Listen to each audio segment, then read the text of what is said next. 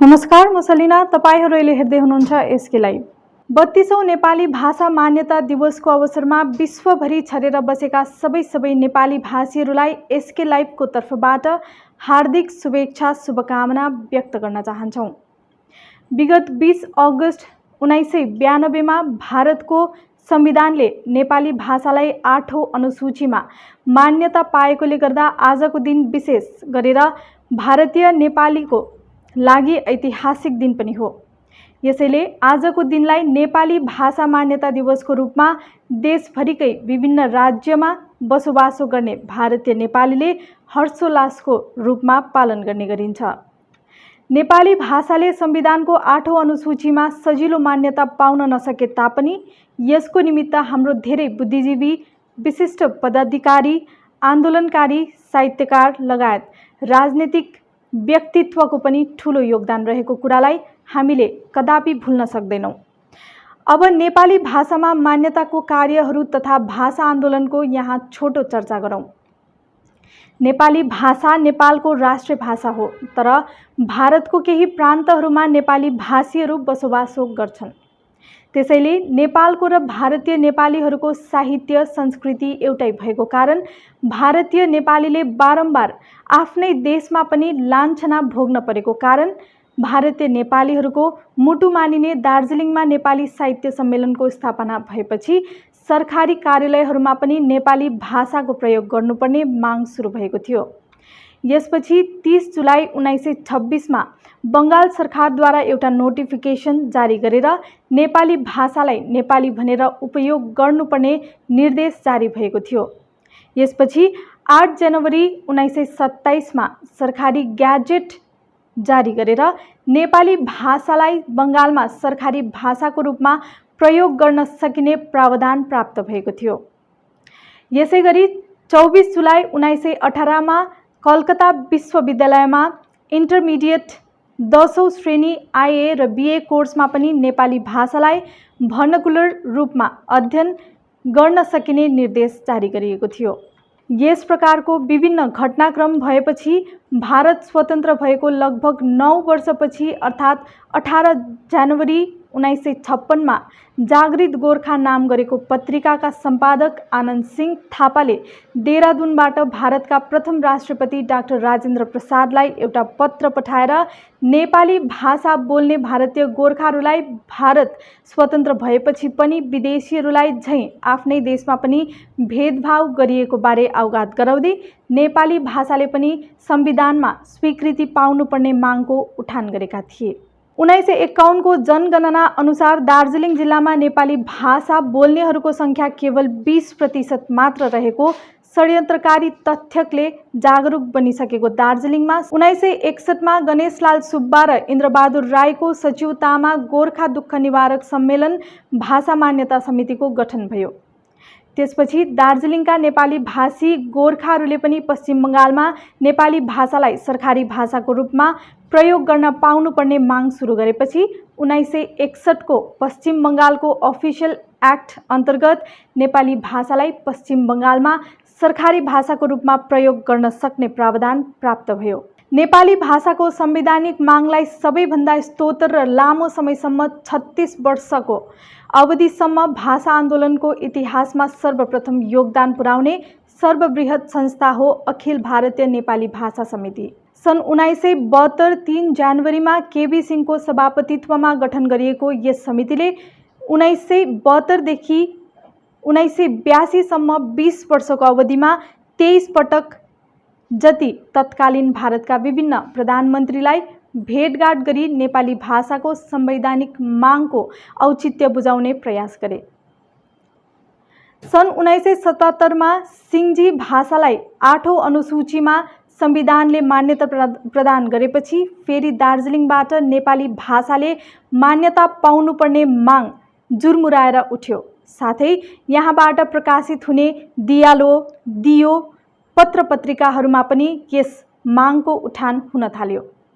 यसबाहेक 1971 मा रतनलाल ब्राह्मणले दार्जिलिङबाट चुनाव जितेपछि सांसदको नीतिहरूको रूपमा नेपाली भाषालाई शपथ ग्रहण गर्न नदिएर तिनलाई भारतमा संवैधानिक मान्यता पाएको भाषामा मात्र शपथ ग्रहण गर्न सकिने कुरा बताइयो। त्यसपछि 3 जनवरी 1972 नेपाली भाषा समितिको रूपमा स्थापित भइसकेको सङ्गठनलाई अखिल भारतीय नेपाली भाषा समिति नामकरण गरियो, जसको प्रमुख लक्ष्य राष्ट्रिय स्तरमा भारतीय नेपाली भाषी गोर्खाहरूको संस्कार, संस्कृति, साहित्य, धार्मिक, सामाजिक अनि राजनीतिक गतिविधिहरूबारे जानकारी गराएको थियो।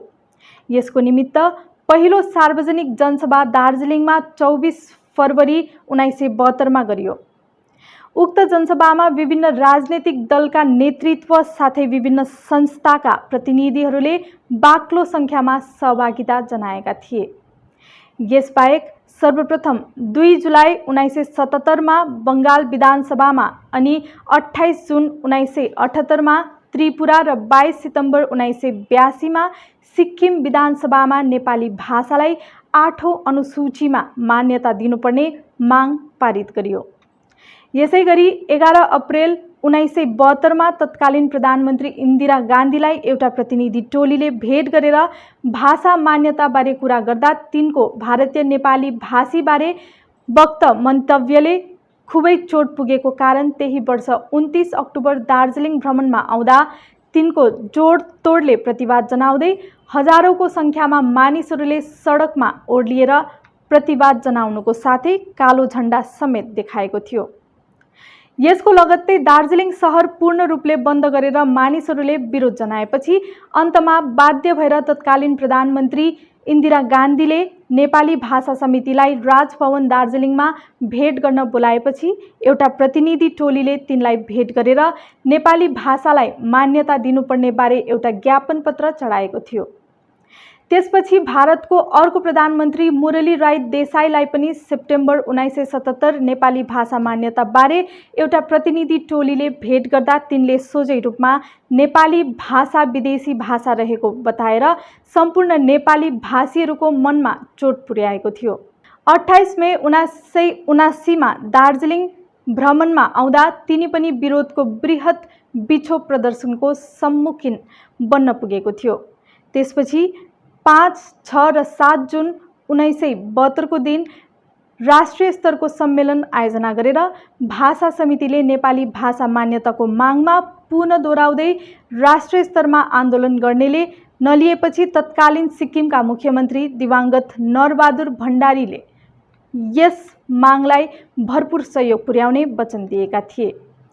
भाषा आन्दोलन देशव्यापी रूपमा सुरु हुन थाल्यो। सन् 1983 देशको राजधानी दिल्लीमा लगातार रूपमा गरेको भोक हडतालले ठूलो सफलता हासिल गरेपछि यस मागलाई लिएर देशभरि नै बृहत चर्चा परिचर्चा भएको थियो।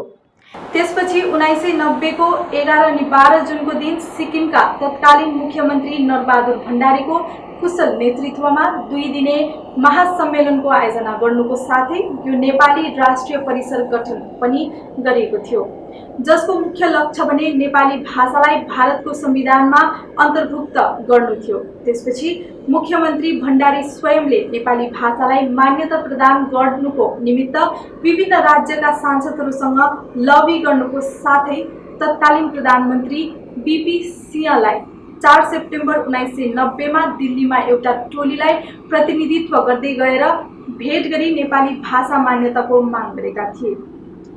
सिक्किम भारतमा विलय भएपछि देशमा छुट्टै पहिचान बनाउन अनि भाषा संस्कृतिको संरक्षण अनि सम्वर्धन गर्नुपर्छ भन्ने तथ्यलाई ध्यानमा राखेर मुख्यमन्त्री भण्डारीले नेपाली भाषा साहित्य उन्नयनलाई प्राथमिकता दिएका थिए। त्यसैले भारतको 8औं अनुसूचीमा नेपाली भाषाले मान्यता पाउनुपर्छ भन्ने गरिएको आन्दोलनमा सिक्किमले महत्त्वपूर्ण भूमिका निर्वाह गरेको थियो। तत्कालीन मुख्यमन्त्री नरबहादुर भण्डारी की श्रीमती दिलकुमारी भण्डारी दार्जिलिङबाट आइबी राय लगायत अन्य धेरैले नेपाली भाषा मान्यता मागलाई निश्चित उचाइमा पुर्याएर भारतको संविधानमा मान्यता प्राप्त गर्न सक्षम बन्यो।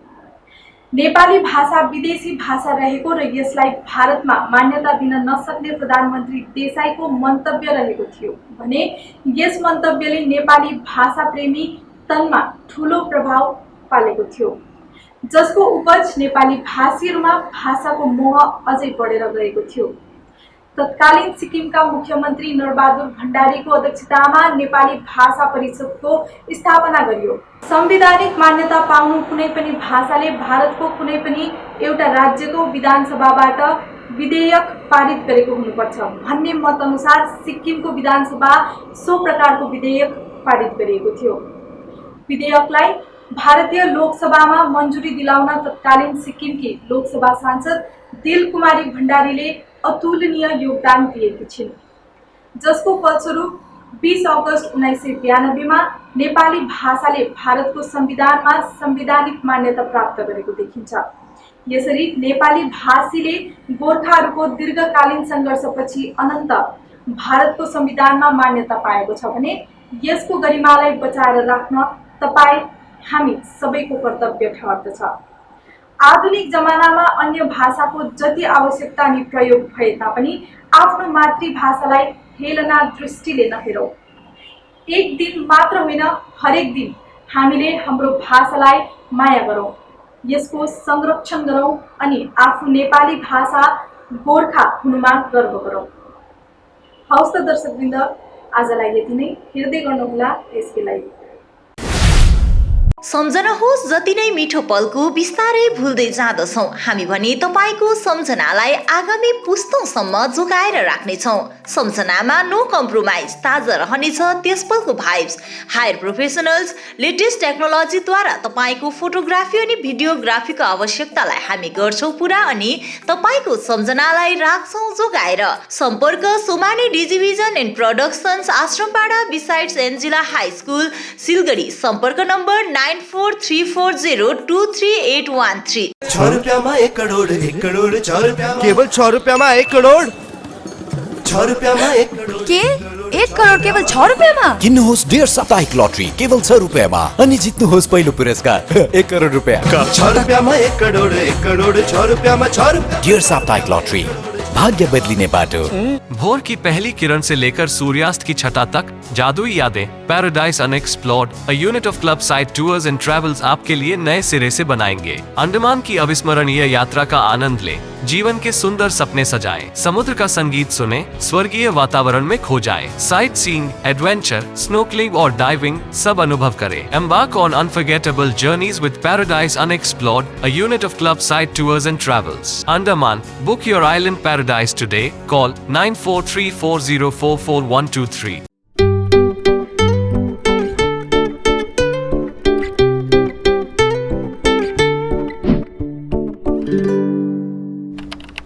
टीना का घर बनाने का टोटल समाधान, बाजार भाव से हमारे यहाँ किफायती दाम। घर, दुकान, मकान, गोदाम बनाने के लिए टीना प्रोफाइल सीट, रंगीन टीना, पाइप आदि सामान की नई दुकान। टीना लगाने के लिए मिस्त्री भी उपलब्ध है। महावीर स्टील, 3rd माइल, वेगा मॉल के सामने, Siliguri. Contact number 6297588103। recliners, leather sofas, fabric sofas, wooden sofas, center tables, hydraulic beds, wardrobes, dressing tables, dining sets, crockery units, bar cabinets, office tables, office chairs, bookshelves, outdoor sets, home decors and wall collection from Royal Oak.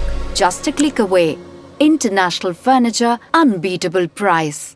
Visit a Royal Oak store today. A complete IT and security surveillance solution. From high-end professional networking solutions to biometric application, from CCTV cameras to access control, from fire alarms to vehicle monitoring systems, we do it all. Security for all, government establishment, army, banks, education, healthcare, hotels, retail chain, police, projects, real estate or home. Our services take care of everything from conducting surveys, analyzing requirements, designing solutions to implementing, installing electronic security systems and maintenance. Sidwap, Siliguri, 9434023813। Godrej interior घरेलू और कार्यालय दोनों क्षेत्रों में भारत का premium furniture brand है, जो design, निर्माण और स्थिरता के लिए एक जाना माना नाम। फर्नीचर श्रेणी में देश की सबसे बड़ी इन हाउस डिजाइन टीम। आपकी सेहत का ख्याल रखते हुए हम आपका जीवन भर साथ निभाते हैं, क्योंकि हम हैं ग्रीन गार्ड सर्टिफाइड, एर्गोनॉमिक और बहुत टिकाऊ। अनुभव करने के लिए स्टोर में पधारें। SN interiors, Godrej showroom, planet mall, Sevoke road, Siliguri.